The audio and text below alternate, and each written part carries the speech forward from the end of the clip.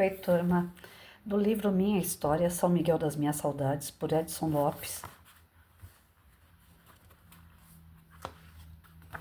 Dentro do texto Minhas Crônicas tem o subtítulo Ao Vencedor, as Batatas.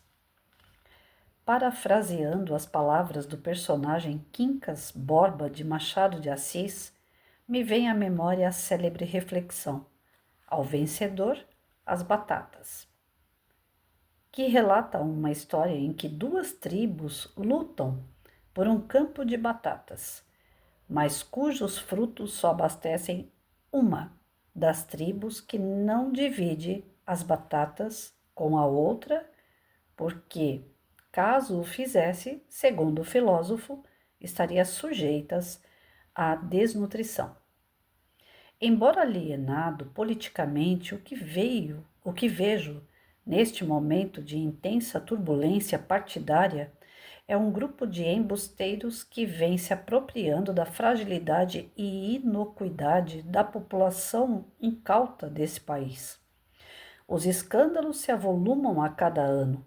Não obstante, a criação de um dos maiores agentes no combate às falcatruas políticas, que foi criado na gestão Fernando Henrique Cardoso em 2001 e que atende pelo nome de Controladoria Geral da União, CGU, ao órgão do governo federal compete a defesa do patrimônio público, transparência e combate à corrupção, o que faz por meio de supervisão técnica, atividades de controle interno, correição, bem como as auditorias, com intervenção pública e ouvidoria. Apenas para termos uma diretriz de alguns fatos ocorridos nesse século, vamos enumerar alguns desses esparramos, pela ordem sequencial em que eles se sucederam: Operação Nália, Máfia dos Sanguessugas ou da Ambulância, Caso Furnas, Máfia dos Transportes, fraude em licitações da saúde pública do Rio de Janeiro, sem contar que não dá para deixar de fora exemplos que ainda estão na cabeça de todo mundo.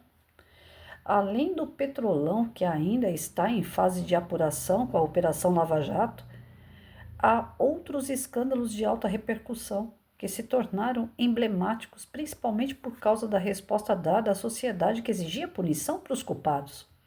Quem não se lembra do escândalo que ocorreu por aproximadamente 20 anos envolvendo cerca de 40 parlamentares em um esquema de fraudes no orçamento do Congresso Nacional?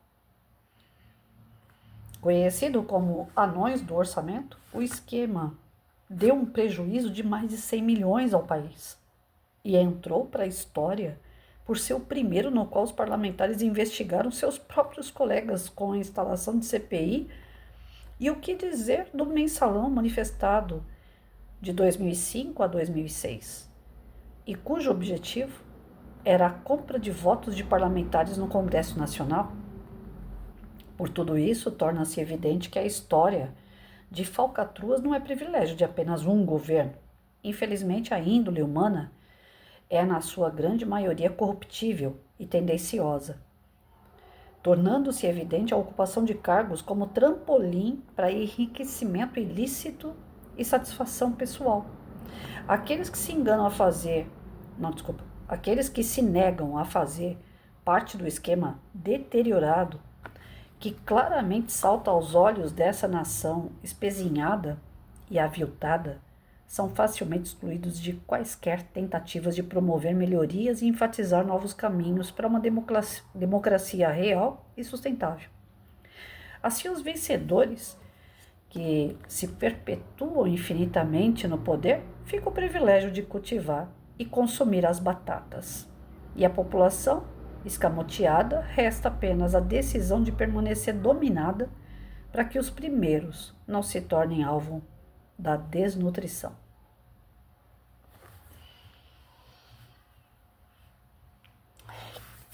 Difícil até comentar, gente, porque nós estamos vivendo um momento complicado.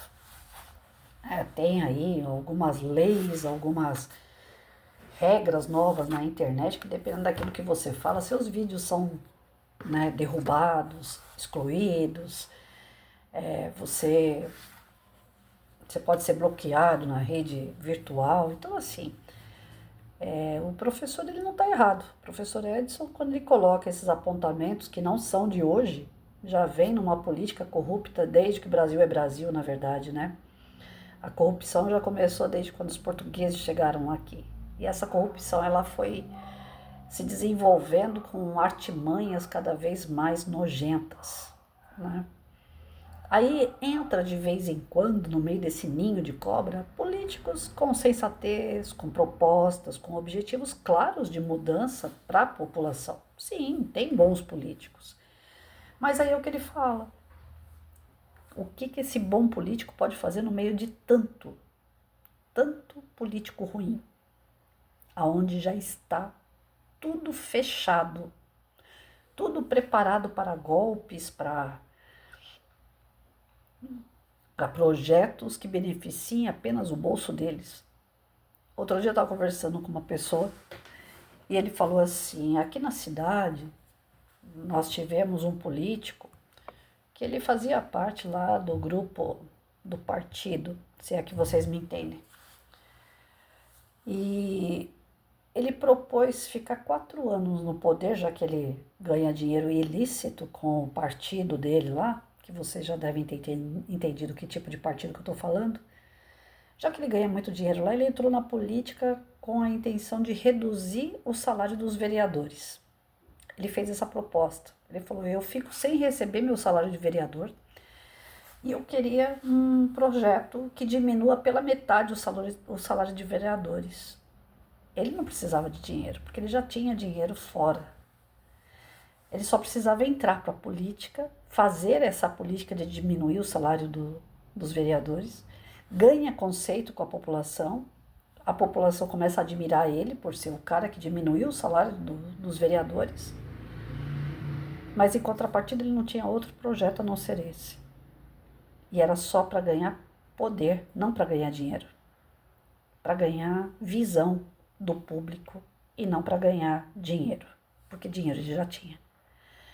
Então o sistema ele é tão corrupto, ele é tão escroto, que dependendo da intenção, tem político que se julga limpo, que ele não está ali para ganhar dinheiro, não está ali para lesar o povo, ele está ali para se infiltrar. E mais tarde, através dele, outras coisas vão acontecer. Leis que talvez beneficiem o partido, por exemplo. Então, assim, se correr o bicho pega, se ficar o bicho come, né? Nós não estamos falando de partido político, esse ou aquele é bom ou ruim. Nós estamos falando de caráter de político. Caráter. Uma coisa simples. Princípio e valor. Caráter. Qual é o caráter do político que você vota nele? Qual é o caráter do político que está ali, que você deu seu voto? Qual é o caráter daquele político que você está pensando em votar em 2026? Nós estamos falando de caráter. Não estamos falando de cargo contratado por 4 anos, que é um político. Um político é um cargo contratado por 4 anos, que se fizer alguma coisa de errado, deveria ser punido e tirado de lá antes dos 4 anos. Mas para nós é tão costumeiro. O cara que rouba mais faz. O cara que rouba, mas ele deu um dente pro banguelo. O cara que rouba, mas ele deu um aumento do salário para algumas categorias. Aquele cara que rouba, mas ele dá o Bolsa Família, ele dá um gás, ele dá um leite, ele faz trabalhos sociais num bairro onde eu moro, que é muito pobre, ele leva brinquedo no Dia das Crianças para as crianças brincarem. É tão costumeiro esse tipo de cultura que é bom político que faz aquilo que eu quero. Não importa se ele está fazendo para todos, importa que ele faça para mim. Se ele arrumar um emprego para minha família, que nem aqui onde eu moro, tem cargo comissionado. Se o político entra lá, o vereador, o prefeito, ele arruma para o meu irmão que está desempregado um quebra-galho, ele vai ser secretário de escola, ele vai ser faxineiro de cemitério. Se o político arrumar um quebra-galho para o meu irmão, eu voto nele. É o toma lá da cá. Não interessa se esse político vai fazer asfalto para todo mundo, se ele vai fazer saneamento básico para todo mundo, se ele vai melhorar a educação para todo mundo. Não. O que importa é o que ele fez para mim, para o meu irmão. Nesse toma lá da cá, a gente perde demais. Porque a gente entra no quadro de corrupção também. A gente passa a ser corrupto também. A gente auxilia que a corrupção cada vez seja maior. E a gente não percebe isso, porque é cultural. Já foi passado de pai para filho. Eu conheço pessoas na prefeitura que eu entrei na prefeitura em 2000, a pessoa já estava lá, o pai já tinha sido funcionário de cargo comissionado, a mãe já tinha sido cargo comissionado, a filha era cargo comissionado e ela já tinha uma menina com 15 anos que já estava sendo preparada para ser cargo comissionado. Vai passando de pai para filho. Não fez concurso, não fez prova nenhuma, mas trabalha para a prefeitura, eternamente. Porque conhece prefeito, porque conhece vereador. Quando muda de prefeito, tem o vereador lá dentro. Quando sai o vereador, tem o prefeito. Não sai do cargo. Tem outros que estão dentro de casa, porque sabem demais, resolveram pagar um salário para essa pessoa ficar dentro de casa, como funcionária pública contratada. Então, assim, é uma série de situações que eu já passei dentro. Isso que eu estou falando do micro, né? Prefeitura. Agora imagina o que acontece em estado, o que acontece no país. E o professor só está relatando ali aquela questão do alguns ganham as batatas, os outros para não ganhar para não perder as migalhas das batatas e ficar desidratado, aceita toda essa situação. E essa situação não deve ser aceita. Nós devemos combater isso por princípios e valores, votando naquele que tem caráter. Ah, mas é tão difícil. Aquele que é bom, que tem caráter, ele entra nesse meio e ele fica sem saber o que fazer. Porque ele não tem nem apoio, bem dizer, de outras pessoas, só daqueles que votaram nele. E às vezes a gente vota, a gente não sabe nem quem foi que votou. Passa um mês, 2 meses, pergunta para a pessoa: quem foi o deputado que você votou? Você sabe para quem você votou, para o deputado estadual ou federal? Você sabe para quem você votou de vereador? Às vezes a pessoa nem sabe. Ah, não, eu só fui lá fazer o que eu tenho que fazer. Minha obrigação é votar. Votei. Mas você não acompanha aquela pessoa que você colocou lá. E se você não acompanha, essa pessoa fica sem apoio. Aí depois, eu coloquei lá, não fez nada por mim. Não fez nada nem por mim, nem por ninguém, porque você não acompanhou. Você não deu devido apoio. Aquela pessoa representa a sua ideia. A sua ideia está lá com aquela pessoa, então você tem que apoiar, você tem que continuar do lado dela. Não é só votar. Por isso que muita gente reclama que o político só procura a gente perto das eleições, porque você não acompanha o político. Você não acompanha por onde ele anda, o que ele anda fazendo, quais são as ideias dele, os projetos dele, se está dando certo aquilo que ele falou que ia fazer. Você não acompanha. Então ele faz com você o mesmo que você faz com ele. Você procura o político uma vez por ano, uma vez a cada 4 anos, para votar nele, e ele só vai te procurar uma vez a cada 4 anos para você dar o voto para ele. A política não é isso. A representatividade é muito séria e a gente tem que dar o respaldo para o cara estar lá. A gente tem que estar de olho nas coisas que ele está fazendo para cobrar e para apoiar.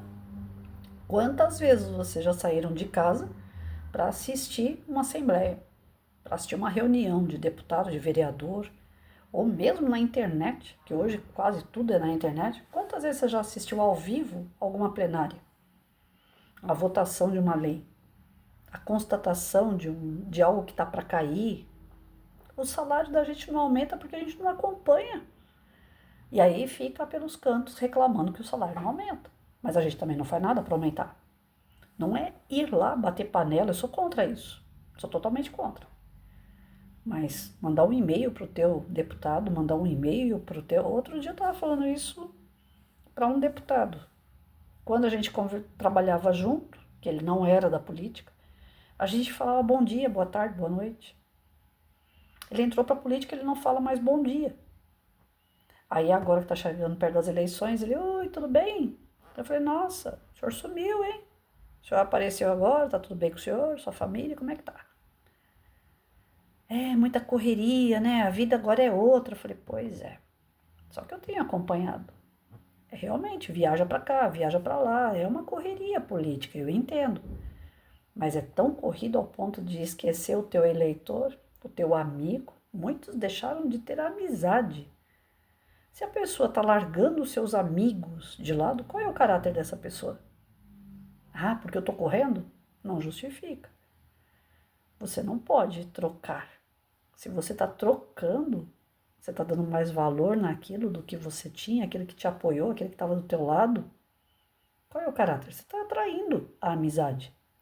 Se traiu a amizade, vai trair qualquer outra coisa. Eu tenho essa sensação. Pessoas que esqueceram de mim e vêm me procurar depois, esquece, que eu também não quero saber. Eu vou ser educado, eu não vou mandar correr na minha, mas eu não quero mais contato. Porque eu me sinto uma pessoa usada nesse ponto. E o brasileiro não acorda. O brasileiro vê que está sendo usado, sendo manipulado, mas com medo de perder a ração dessa batata que o professor citou no texto, ele se submete. Né? Eu tenho medo de perder o Bolsa Família, então eu voto nesse cara. Eu tenho medo de perder o LOAS, então eu voto nesse cara. Eu tenho medo de perder meu gás, então eu voto nesse cara. Eu prefiro a ração do que passar fome, eu prefiro o pouco do que não ter nada.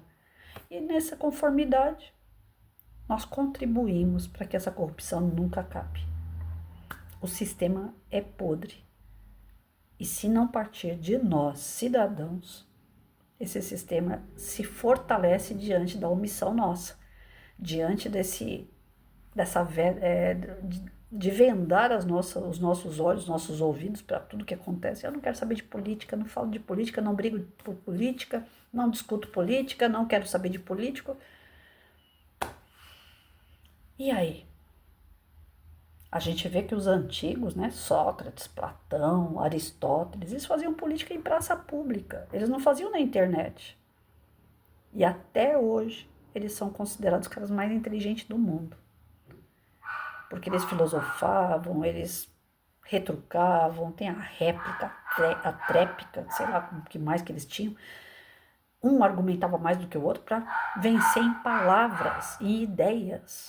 Hoje o político, ele é um palhaço. Ele faz você dar risada. Ele não precisa ter argumento para ganhar voto. Ele simplesmente é um palhaço. Você gosta dele porque ele faz você rir, você vota nele.